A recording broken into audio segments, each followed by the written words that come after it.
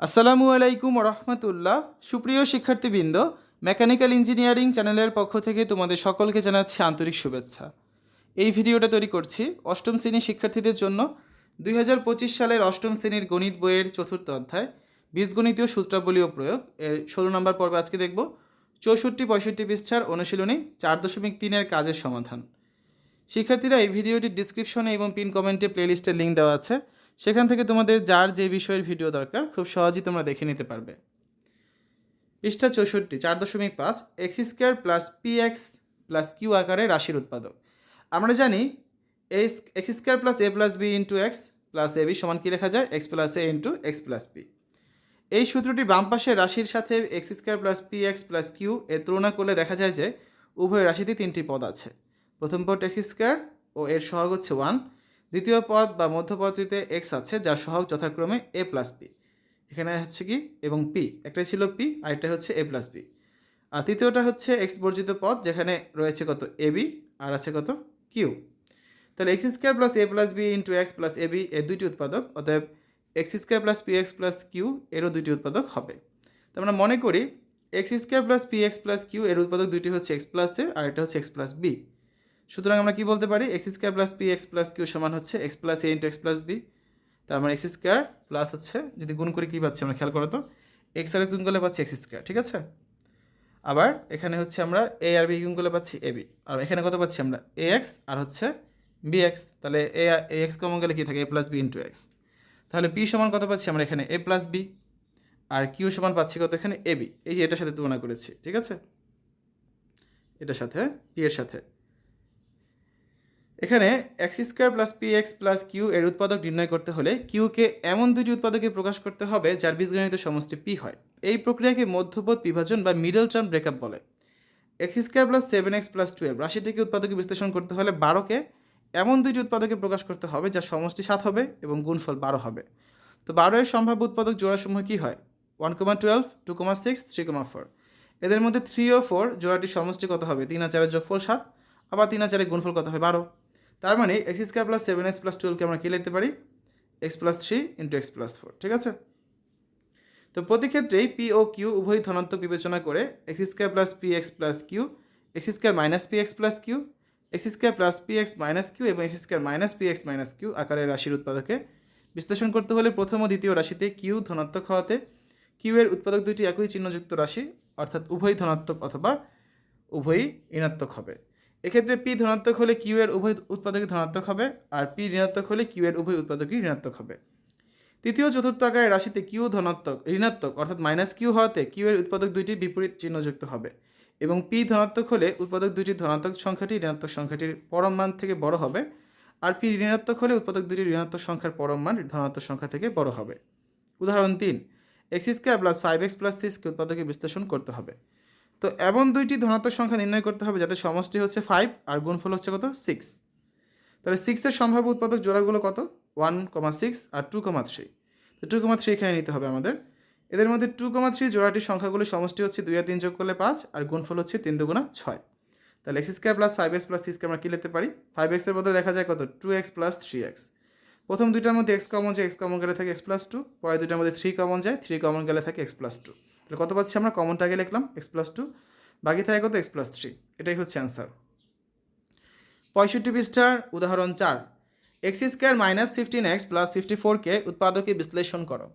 তাহলে এমন দুইটি সংখ্যা নির্ণয় করতে হবে যাদের সমষ্টি হবে -15 আর গুণফল হবে 54। এখানে দুইটি সংখ্যার সমষ্টি ঋণাত্মক কিন্তু গুণফল কিন্তু আবার ধনাত্মক, কাজে সংখ্যা দুইটি উভয়ই ঋণাত্মক হতে হবে। তাহলে 54 এর সম্ভাব্য উৎপাদকগুলো কি, 1,54 মানে -1 -54, -2 -27, -3 -18, -6 -9। তাহলে খেয়াল করো, যদি -6 আর -9 নিয়ে আমরা কাজ করি, এদের মধ্যে -6 আর -9 সংখ্যাগুলোর সমষ্টি কত, -6 আর -9 যোগ করলে পাচ্ছি -15, এই যে মিলে গিয়েছে। আর এদের গুণফল কত, -6 আর -9, মাইনাসে মাইনাসে প্লাস 6 নং 54, এটাও মিলে গিয়েছে। তাহলে x square minus 15x plus 54 এর বদলে আমরা কী লিখতে পারি, -15x এর বদলে লেখা যায় -6x মাইনাস 9x। তাহলে এক্স কমন গেলে থাকে x-6, -9 কমন গেলে থাকে x-6। কমনটা আগে লিখলাম x-6, যেটা বাকি থাকে সেটা পরে লিখলাম x-9। উদাহরণ 5, x square plus 2x minus 15কে উৎপাদকে বিশ্লেষণ করো। তো এমন দুটি সংখ্যা নির্ণয় করতে হবে যাদের সমষ্টি হবে 2 আর গুণফল হবে -15। এখানে দুটি সংখ্যার সমষ্টি ধনাত্মক কিন্তু গুণফল কিন্তু ঋণাত্মক। কাজেই সংখ্যা দুটির মধ্যে যে সংখ্যার পরম মান বড় সেই সংখ্যাটি ধনাত্মক হবে, আর যে সংখ্যার পরম মান ছোট সেই সংখ্যাটি ঋণাত্মক হবে। তাহলে -15 এর সম্ভাব্য উৎপাদক জোড়গুলো কী কী হবে? -1,15 অথবা -3,5। তো এদের মধ্যে -3,5 এর সংখ্যাগুলোর সমষ্টি কত? -3 + 5, তার মানে +2। আর গুণফল করলে কত হবে? -15। তাহলে x² + 2x - 15 এর বদলে আমরা কী লিখতে পারি? +2x এর বদলে লেখা যায় 5x - 3x। তাহলে x যদি কমন নিই কী থাকে? x + 5, -3 কমন নিলে থাকে x, -7 প্লাস x + 5। কমনটা আগে লিখলাম x + 5, যেটা বাকি থাকে সেটা পরে লিখি x - 3। এটাই অ্যান্সার। উদাহরণ 6, x² - 3x - 28কে উৎপাদকে বিশ্লেষণ করতে হবে। তেমন দুটি সংখ্যা নির্ণয় করতে হবে যাতে সমষ্টি হবে -3 আর গুণফল হবে -28। এখানে দুটি সংখ্যার সমষ্টি ঋণাত্মক এবং গুণফল ঋণাত্মক। কাজেই সংখ্যা দুটির মধ্যে যে সংখ্যার পরম মান বড় সেই সংখ্যাটি ঋণাত্মক হবে, আর যে সংখ্যাটি পরম মান ছোট সেই সংখ্যাটি ধনাত্মক হবে। তো -28 এর সম্ভাব্য উৎপাদক জোড়াগুলো হচ্ছে কি? -1,28, 2, -14, 4, -7। এদের মধ্যে 4, -7 এর সংখ্যাগুলোর সমষ্টি কত?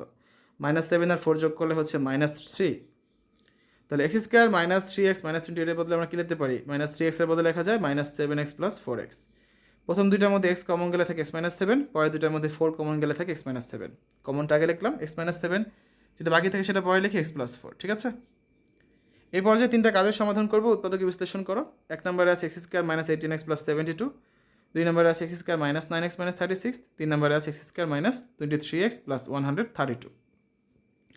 দেখো পাঠ্য বইয়ের 65 পৃষ্ঠার কাজের সমাধান। 1 নম্বর, x² - 18x + 72। তো এখানে 72কে ভেঙে কী লেখা যায়? 72 × 1, আবার লেখা যায় -12 × -6, তার মানে 72, কারণ -7 প্লাস হয়ে যায়, আর -6 আর -12 যোগ করলে হয় -18। তাহলে -18x এর বদলে আমরা কী লিখতে পারি? -12x - 6x। প্রথম দুইটার মধ্যে x কমন যায়, x কমন গেলে থাকে x - 12, পরের দুইটার মধ্যে 6 কমন যায়, 6 কমন গেলে থাকে x - 12। কমনটা আগে লিখলাম x - 12, বাকিটা পরে লিখলাম x - 6। এটাই হচ্ছে অ্যান্সার। 2 নম্বর, x² - 9x - 36। তাহলে -36 এখানে কী লেখা যায়? -36 × 1, -12 × 3। তাহলে -12 আর 3 গুণ করলে হচ্ছে -36, আর -12 এর সাথে 3 যোগ করলে হচ্ছে -9। তাহলে -9x এর বদলে আমরা এখানে কী লিখতে পারি? -12x + 3। তো প্রথম দুইটার মধ্যে x কমন গেলে থাকে x - 12, পরের দুইটার মধ্যে 3 কমন গেলে থাকে x - 12। কমনটা আগে লিখলাম x - 12, যেটা বাকি থেকে সেটা পরে লিখলাম x + 3। এটাই হচ্ছে অ্যান্সার। 3 নম্বর, x² - 23x + 132। এটাকে আমরা কী লিখতে পারি?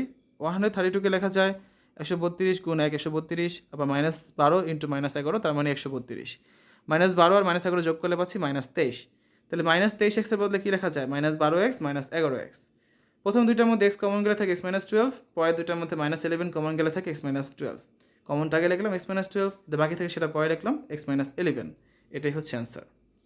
তো আজকে আলোচনা এই পর্যন্তই। আগামী ক্লাসে আমরা 66 পৃষ্ঠা থেকে আলোচনা শুরু করব। শিক্ষার্থীরা, এতক্ষণ তোমরা দেখেছো অষ্টম শ্রেণীর গণিত বইয়ের 4র্থ অধ্যায় বীজগণিতীয় সূত্রাবলীয় প্রয়োগ এর 64 এবং 65 পৃষ্ঠার অনুসরণী 4.3 কাজের সমাধান। আশা করি আজকের এই ভিডিওটি তোমাদের কাছে ভালো লেগেছে। আমাদের চ্যানেলের অন্যান্য ভিডিওগুলো দেখার আমন্ত্রণ জানিয়ে আজ এখানে বিদায় নিচ্ছি। আল্লাহ হাফেজ।